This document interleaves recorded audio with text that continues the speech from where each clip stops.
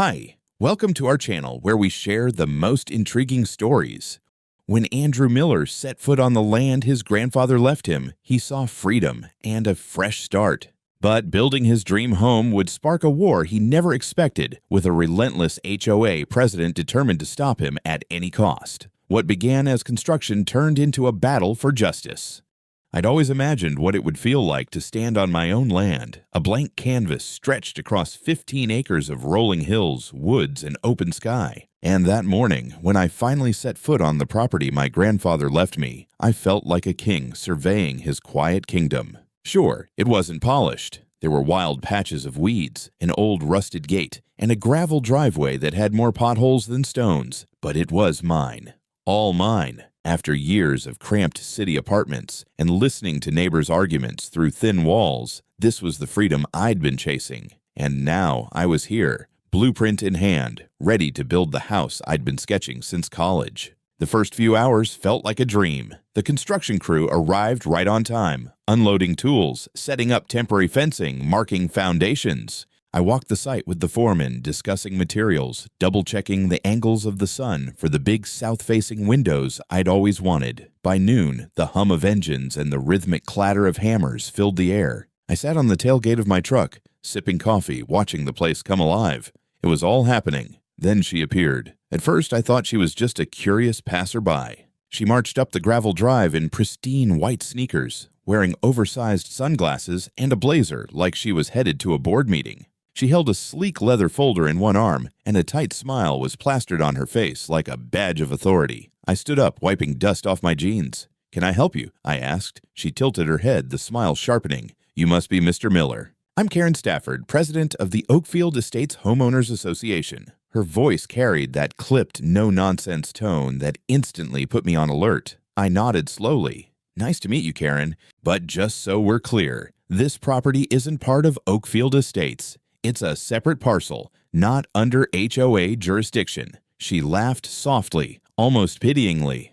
"Oh, I'm well aware of what the papers say, but you're right next to our community. We have certain aesthetic standards to maintain. I noticed your crew unloading materials this morning. I assume you've submitted plans for review." I raised an eyebrow. "Review? I already have my building permits from the county." Her smile faded just a fraction. "That may be, but it's customary for new construction bordering our neighborhood to coordinate with the HOA. Materials, exterior finishes, roof lines, it's all about cohesion. I'm sorry, but I'm not obligated to coordinate anything with the HOA. I'm building on private land outside your association's boundaries."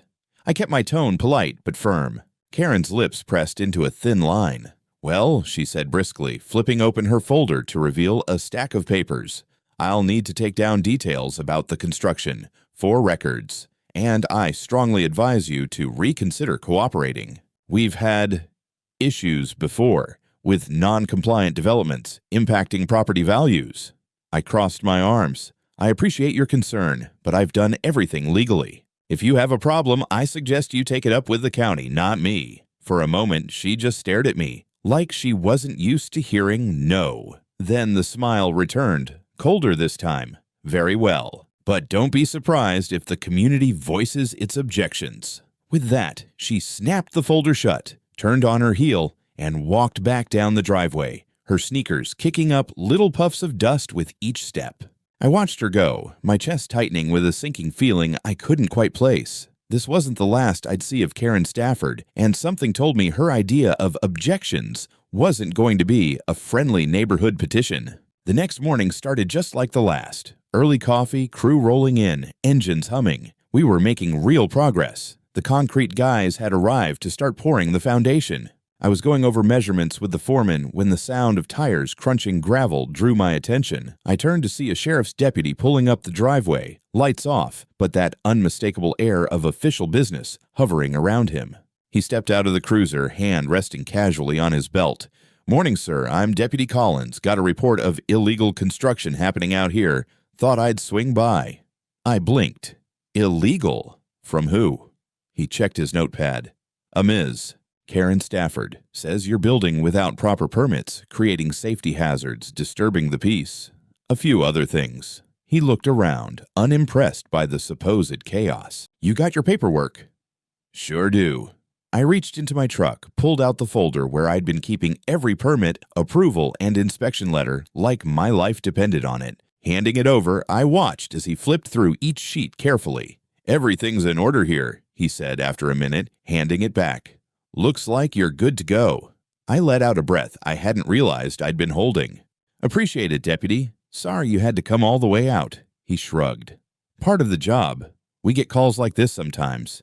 But if she keeps calling, well, let's just say we've dealt with her before." That last line stuck with me more than I liked. As the deputy drove off, I glanced toward the edge of the property, half expecting to see Karen peeking through binoculars. Nothing, but somehow, I knew she was watching. By lunchtime, the crew was joking about the visit, calling me the outlaw architect. I tried to laugh along, but that knot in my stomach was growing. And sure enough, the next morning, the sheriff's cruiser showed up again. Different deputy, same story. "Noise complaint," the young officer explained. "Reports of machinery operating outside approved hours."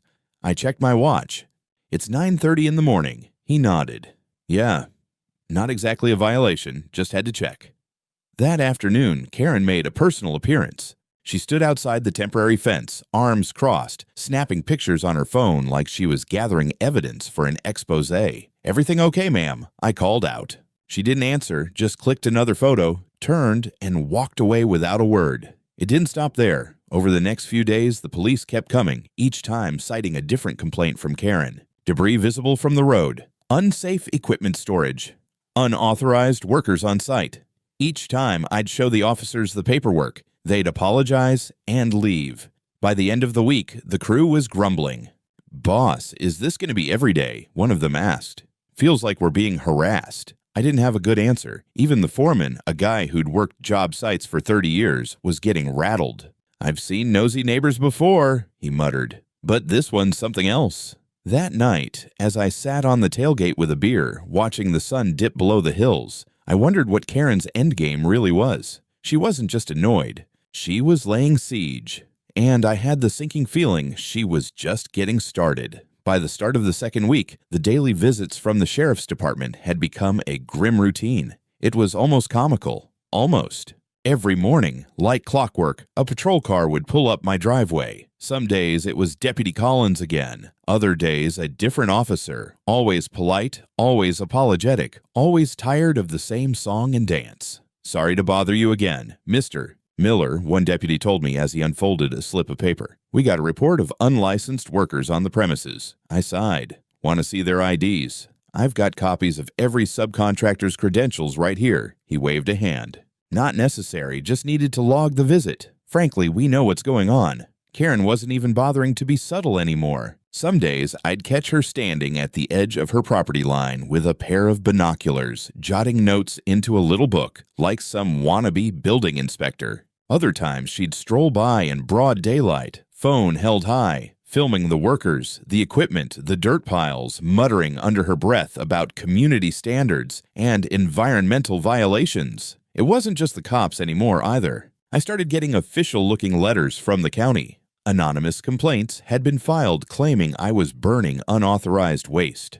Then one claiming I had toxic materials leaking into the soil. Every claim was investigated. Everyone came back baseless, but each one delayed the project. Inspectors had to come out. Paperwork had to be filed. Reports had to be logged. Time, money, headaches. And then there were the neighbors. At first, most of them seemed friendly enough, waving when they drove by or stopping to ask what I was building. But after a couple of weeks, the smiles grew tighter. Some stopped waving altogether. A few began parking their cars a little further down the road, as if proximity to my construction site might infect them with whatever plague Karen had conjured up in their minds. One morning, a woman I barely recognized, Susan, I think her name was, approached me at the gate, holding a brightly colored flyer. "Did you see this?" she asked, handing it over. In bold red letters across the top, it read, "Stop the eyesore. Protect our neighborhood." Below was a grainy photo of my partially built frame surrounded by dirt piles and scaffolding. Underneath were bullet points warning of decreased property values, increased traffic, and safety hazards for children. I stared at it. "Where did you get this?" "Karen's been handing them out at HOA meetings," Susan said quietly. "And mailing them." I let out a slow breath, folding the paper. Thanks for letting me know.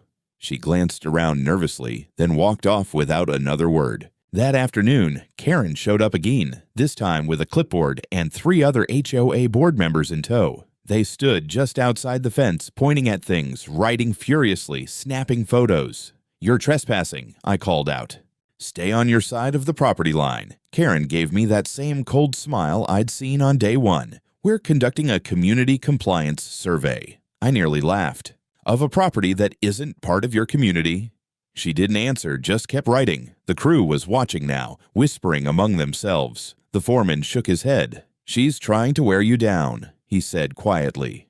"Death by 1,000 paper cuts." He wasn't wrong. Every complaint, every inspection, every cold shoulder from the neighbors, it was chipping away at me. And Karen. She wasn't slowing down. If anything, it felt like she was just getting started. It happened on a Tuesday morning, right as the concrete truck was rumbling up the road with a fresh load for the foundation. I was standing by the gate, clipboard in hand, checking off deliveries, when the truck slowed and stopped. I frowned, walking toward the driver's window. "What's wrong?" I asked. He thumbed over his shoulder. "Lady in a white SUV's blocking the driveway, says we can't come in." I looked past him, and sure enough, there was Karen Stafford parked sideways across my gravel entrance like a sentry at a border crossing. She stood beside her car, arms folded, a smug little smirk on her face. "You've got to be kidding me," I muttered. I jogged down to her car, keeping my voice even. "Move the car, Karen." She shook her head slowly, savoring every second. "I'm exercising my authority to prevent unauthorized commercial traffic on community roads." "Community roads?" I laughed bitterly. "This is a county road, and you're trespassing by blocking access to private property." "The HOA has an easement agreement for maintenance vehicles only," she declared, as if reading from an invisible script. "Construction trucks aren't covered under that." I took out my phone and called the sheriff's department. "You want to explain that to law enforcement, Karen? Or do you just want to move the car?" Her smile tightened, but she stayed put until the deputy arrived 20 minutes later. He pulled up, sighed audibly when he saw her, and walked over. "Ma'am," he said patiently, "you need to move your vehicle." "I'm protecting the neighborhood," she protested. "You're obstructing traffic." "Move it, or I'll have to tow it." With a theatrical huff, she climbed back into the SUV and slowly, deliberately, backed out of the way, shooting me a glare as she passed. The truck finally rolled in, but we'd lost nearly an hour. The crew worked double time to stay on schedule, but the mood was tense. By mid-afternoon, the concrete was poured, the sun was baking the yard, and I thought maybe we'd get a breather. No such luck. When I walked the perimeter later that evening, I found every construction area, authorized personnel only sign ripped down. Someone had replaced them with bright red homemade placards that read, "Danger, illegal building site, stay away." They were zip-tied to the fence posts, fluttering in the breeze like angry little flags. I stared at them, jaw tight, then grabbed my phone again. I called the sheriff's office, then my lawyer. By the time a deputy arrived to document the vandalism, the sun was dipping low, casting long shadows across the half-poured foundation. "You know who did it?" the deputy asked. I looked out across the road where Karen's house sat dark and still, her blinds pulled tight. "I have a pretty good guess," I said quietly. "Get cameras," the deputy advised. "Start recording everything." I nodded. Already ordered them. The next morning, the cameras went up, motion activated, night vision, cloud storage. I wasn't going to let her rewrite the narrative anymore. That afternoon, Karen returned, this time leading a small entourage of HOA members, clipboards in hand. They clustered near the fence, pointing at things, jotting notes, taking photos. "What now?" I called. "We're conducting a site inspection," Karen answered smugly, "for the safety of the neighborhood." "You're not inspectors. You don't have jurisdiction." "We have a responsibility," she shot back. "This affects property values." I stepped closer to the fence, tired, angry, but calm. "Stay off my land, Karen. Next time you step over that line, you'll be explaining it to the sheriff." She didn't respond, just smiled, scribbled something down, and led her little parade back toward the road. I watched them leave, heart pounding with a mix of fury and disbelief. I'd thought she'd play dirty. I hadn't realized she'd try to play God. I wasn't surprised anymore when strange things appeared on my property. But when I pulled up that morning and saw the massive banner stretched across my fence, even I had to stop and stare. The thing was nearly 10 feet wide, bright red letters screaming, Illegal construction site, danger to community. It flapped ominously in the breeze, zip-tied so tight it dug into the wood. I killed the engine and sat in the truck for a second, letting the absurdity settle over me. Then I grabbed my phone and snapped a photo before calling the sheriff's office. Again. By the time the deputy arrived, the crew had gathered around, exchanging uneasy glances. "What's next?" one of the workers muttered. "Molotov cocktails?" "Let's hope not," I said, only half joking. The deputy shook his head as he inspected the banner. "Same person as before?" he asked. I didn't need to answer. He knew. "We'll log it as vandalism," he said, pulling out his camera to take photos. "You want to press charges?" "Damn right I do," I said. Just as he was finishing up, a familiar white SUV pulled up at the end of the driveway. Karen climbed out, immaculate as ever, clipboard in hand. Her smile was syrupy sweet. "Good morning, officer," she called, sauntering over. "I see you've discovered the safety notice." "It's vandalism," the deputy corrected. She gasped theatrically. "Oh, I had no idea someone put that up. But I can't blame them. Everyone's worried about this unsafe structure." I stepped forward. "Karen, I've got permits. Everything's up to code, and you have no authority to declare anything unsafe." She blinked innocently. "I'm just concerned, Andrew. The community has standards." The deputy gave her a long, tired look. "Ma'am, if I find out you're responsible for this sign, you're looking at criminal charges." Karen's lips thinned, but she held her ground. "I'm sure you'll do what you think is best." Without another word, she turned and walked back to her car, the engine revving a little louder than necessary as she sped off. That same afternoon, a city inspector showed up unannounced. "We had a complaint about non-compliance," he explained, flipping through a form. "Anonymous tip." I wasn't even surprised. "Come on in," I said, handing over every permit, approval, and document I'd meticulously collected. "Take your time." He walked the site for nearly an hour, measuring, photographing, checking every inch. When he finished, he shook his head. "Everything looks fine," he said. "You're clear." I thanked him and watched him drive off, a strange mix of relief and exhaustion washing over me, but the quiet didn't last. Later that evening, as the sun set and the crew packed up, I checked the HOA Facebook group out of morbid curiosity, and there it was. A post from Karen, complete with dramatic black and white photos of the construction site. "Our community is under siege," the post read. "Unsafe building endangers our families. Demand action at the next HOA meeting." Dozens of comments followed, some supportive, some skeptical, a few downright hostile. My phone buzzed, texts from neighbors, some apologetic, others asking questions. I stared at the screen, heart pounding, then shut it off and slipped it into my pocket. This wasn't about a house anymore. This was war. And Karen.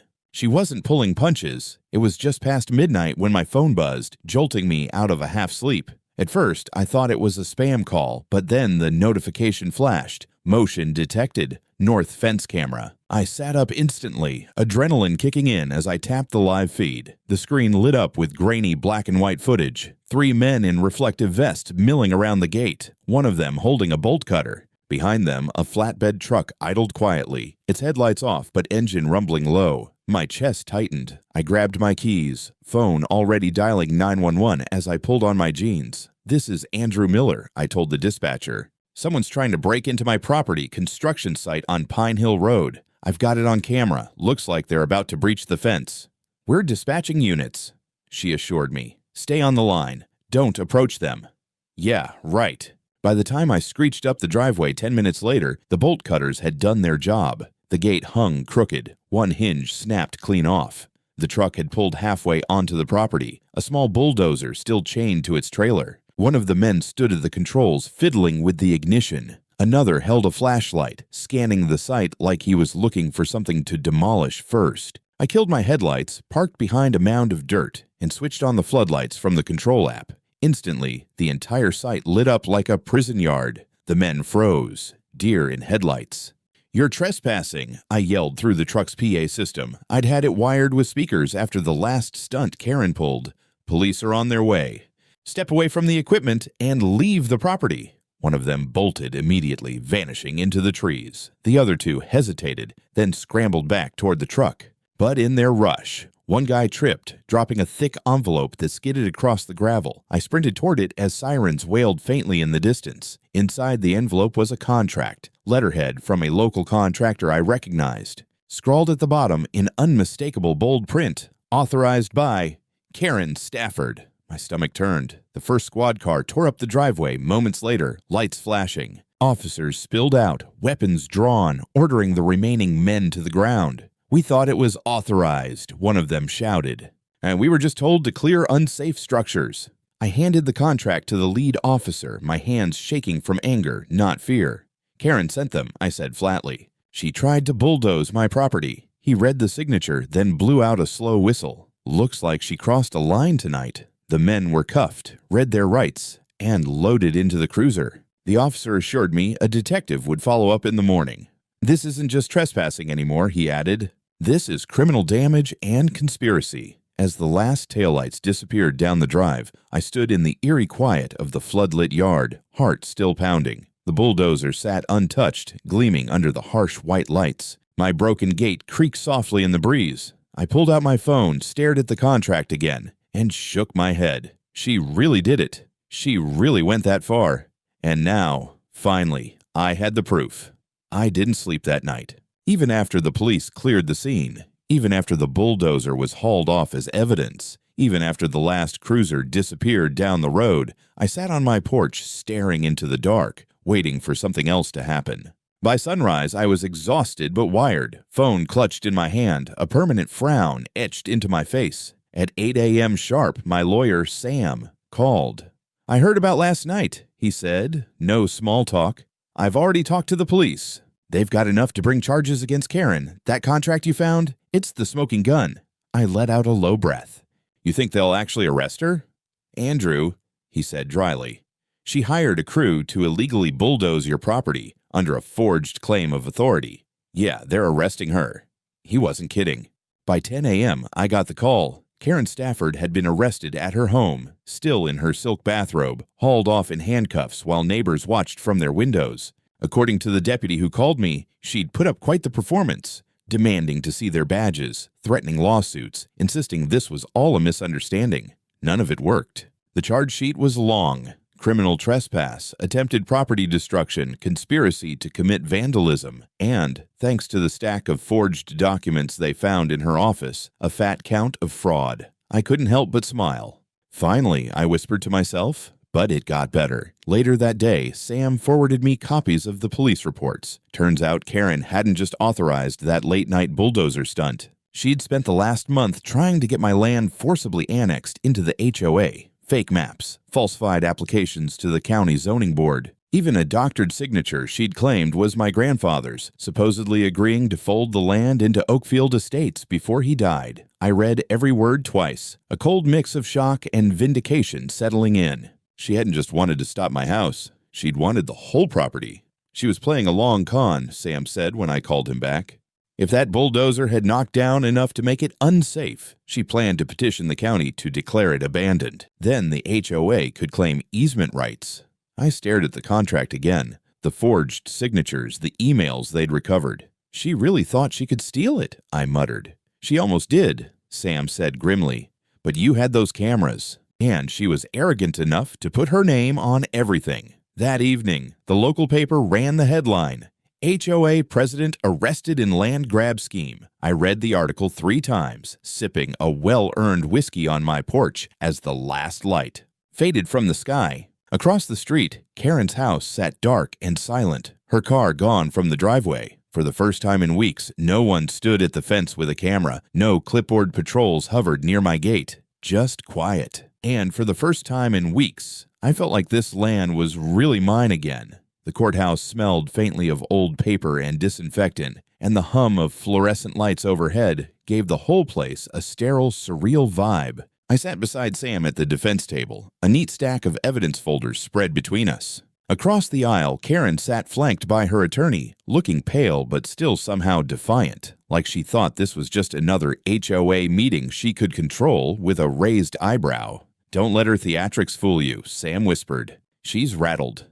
I wasn't so sure. When the judge entered and the bailiff called the room to order, Karen straightened, plastering on that same cool smile I'd seen the day she first walked onto my property. But when the charges were read aloud, trespass, conspiracy, fraud, vandalism, and 35 counts of filing false police reports, the smile faltered. Her lawyer stood. "Your Honor, my client pleads not guilty to all charges. We intend to prove she acted in good faith to protect her community." The judge gave him a flat look. "She authorized a bulldozer to tear down her neighbor's property, Counselor. That's a hell of a definition of good faith." Sam leaned toward me, grinning. "We're off to a good start." The prosecution wasted no time. First came the deputies who'd answered all those bogus calls. Each testified to the baseless complaints, the sheer volume of them, and the wasted hours responding to nonsense. Then came the contractor who'd driven the bulldozer that night. "She told me the HOA owned the property," he said under oath. Said the county had condemned it, and we were clearing it for safety. Sam's cross-examination was swift. "And did she provide you with any legal proof of that condemnation?" "No, sir." "Did you think it was odd she paid you cash?" Yeah, looking back, I guess I should have." The courtroom murmured. Next, they brought in a zoning official who confirmed Karen had submitted forged maps claiming my land as HOA property. "We spotted inconsistencies immediately," he testified. "When we asked for original deeds, she stopped responding. Karen's attorney objected frequently, but most were overruled. By the time the prosecution played the security footage of the trespassers cutting my gate and approaching with the bulldozer, even the stenographer paused mid-typing to glance at the screen. And then they called me. I took the stand, palms sweating, but steady. Sam guided me through my testimony, the daily harassment, the fake violation notices, the vandalized signs, the fake banner, the Facebook smear campaigns, the fake safety claims, the midnight invasion. I recounted every step, every call to the police, every moment of watching Karen escalate from nuisance to threat. When Karen's lawyer got his turn, he tried to twist it. "Mr. Miller, isn't it true you antagonized the HOA by refusing to coordinate your building plans?" "I followed the law," I said evenly. "I had permits. I wasn't obligated to answer to the HOA. Yet you ignored their concerns." "I ignored baseless harassment. That's not the same thing." He pressed. "Do you think your construction disrupted the aesthetic harmony of the neighborhood?" I couldn't help but smile. "I think my construction disrupted Karen's fantasy that she ran the entire county." That got a few quiet chuckles from the gallery. Karen shifted uncomfortably in her seat, arms crossed, eyes burning holes through me. When I stepped down, Sam patted my shoulder. "Nailed it."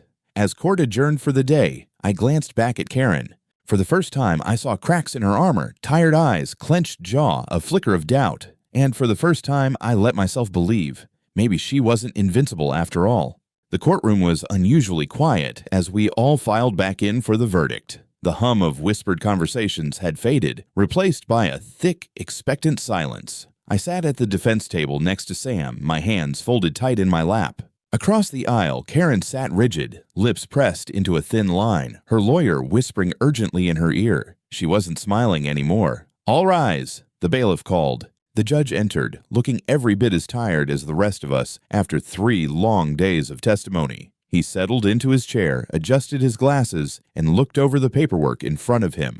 Having reviewed the evidence presented, he began, his voice measured but firm. And having heard testimony from both parties, this court finds the defendant, Karen Stafford, guilty on all counts. A murmur rippled through the room. Karen inhaled sharply, as if the air had been punched out of her lungs. For the crimes of criminal trespass, conspiracy to commit vandalism, fraud, filing false police reports, and attempted unlawful seizure of property, the judge continued. This court sentences the defendant to 18 months in county jail with eligibility for parole after 9 months, a fine of $75,000 payable to Mr. Andrew Miller, and a permanent injunction prohibiting her from serving on any homeowners association board or similar governing body. He paused, looking directly at Karen. "Let me be clear, Ms. Stafford, your position in a neighborhood association does not grant you dominion over private citizens. The law is not a tool for personal vendettas." Karen's face had gone pale. Her lawyer whispered furiously, but she didn't respond. She just sat there, frozen, eyes locked forward.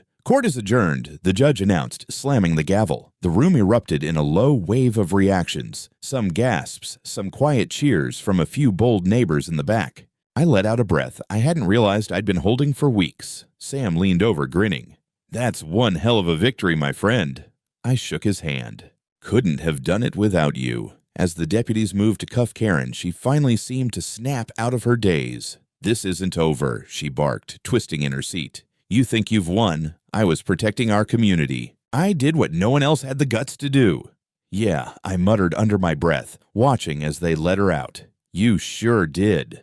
The crowd began to file out, and as I stepped into the hall, a few neighbors approached me, faces I hadn't seen up close in weeks. "Andrew," one woman said softly, I'm sorry." We believed her. "We thought you were the problem." Another man nodded. "We had no idea how far she'd gone. You stood up when the rest of us were too scared." I gave them a small smile. Better late than never. Outside, reporters clustered near the steps, cameras flashing as they shouted questions about the case. I waved them off politely, slipping past the chaos toward my truck. I wasn't interested in being a headline. I just wanted to go home. As I pulled out of the courthouse parking lot, I glanced in the rearview mirror one last time. Karen in handcuffs was being guided into a sheriff's vehicle, her head bowed, that iron facade finally cracked. For the first time in months, the weight on my chest felt a little lighter, not gone, but lighter. 6 months later, I stood at the edge of my porch, a beer in hand, watching the last few guests trickle out under the warm glow of the porch lights. Laughter still echoed faintly from the yard, mingling with the soft hum of summer crickets. My house, stood proudly behind me, every beam, every brick, a testament to the battle it had taken to build it. Tonight had been my housewarming party, and unlike those early days when neighbors averted their eyes or whispered behind fences, tonight they'd come willingly. They'd brought casseroles and wine, kids running barefoot through the grass, conversations bubbling around the fire pit. Some had even apologized again, quietly, their guilt still hanging like shadows. But I didn't hold it against them.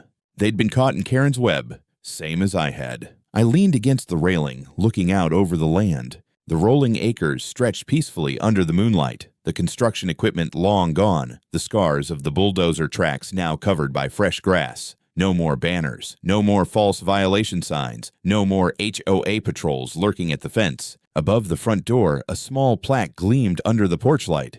Every brick a victory.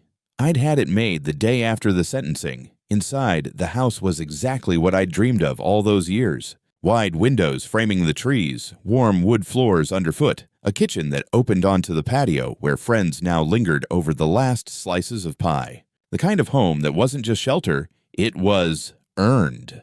As I stepped back inside, I passed the photo hanging in my study, the skeletal frame of the house mid-construction, floodlights illuminating it like a monument. In the corner, you could just make out the old banner Karen had once hung on my fence. Illegal construction site, half torn, flapping uselessly in the wind. I smiled. A soft knock at the door pulled me back. It was Susan, one of the neighbors who'd stood by Karen longest. She looked hesitant, holding a small houseplant. "I wasn't sure if I should come," she said quietly. "But I wanted to say thank you for standing up to her, for seeing it through." I took the plant with a nod. "I wasn't trying to be a hero, Susan. I just wanted to build a home." She glanced back toward the road. "It's better now. We're better now." As she left, I closed the door behind her, the lock clicking softly. The house settled around me, quiet and solid. Outside, the wind stirred the trees, but the land held steady. No more knock at dawn from the sheriff. No more headlights creeping down the driveway at midnight. No more war. Just peace. I walked to the window, taking one last look at the stars spilling over my land. And for the first time in a long, long while, I felt like I'd finally come home.